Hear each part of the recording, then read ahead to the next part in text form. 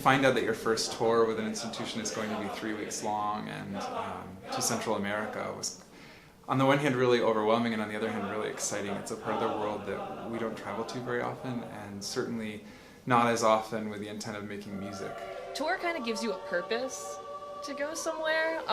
Going on trips with friends is really fun because there's that element of kind of just getting to a destination and relaxing and hanging out with your friends and finding things to do, but tour lets you not only go places, and we do have time to hang out, and on both tours I've been on, we've had a beach day and have had plenty of time to hang out in our rooms or just kind of wander around the area, around the cities that we're staying in. So we already have that element, but also being there for a purpose and being there to sing and kind of having that grounding of having rehearsals just kind of gives you something more to do than just sitting on the beach and, you know, talking to your friends, which is really fun, but now you get to sit on the beach, talk to your friends, sing with your friends, and take long, sweaty bus rides with your friends. Traveling with this group of amazing people with a specific purpose around music making anchors the entire experience. To have something to do every day with these people with the goal of offering something back to that community, I think is what makes it so special. What I loved was that everywhere we went, the group was so professional.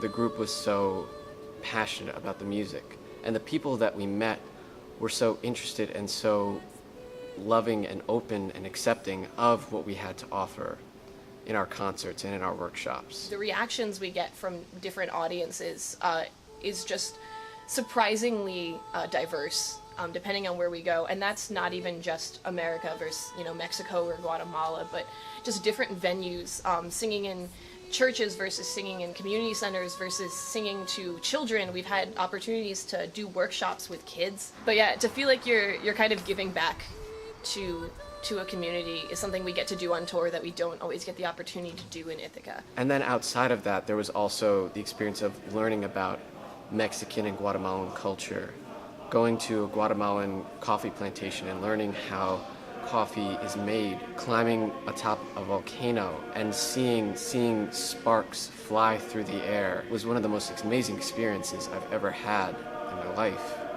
And I was able to have that because of the Glee Club and Chorus's tradition of concert tours. We always talk about tour in the past tense, but every year we go on tour, and this past year was a little different because it was Glee Club and Chorus at the same time, but this coming year we are going on separate tours. Where's the Glee Club going? This winter we'll be going to Arizona, New Mexico, Colorado, and Utah, traveling to the Grand Canyon, traveling to the Rocky Mountains, skiing in Colorado, in Aspen and Vail, and performing in some amazing venues.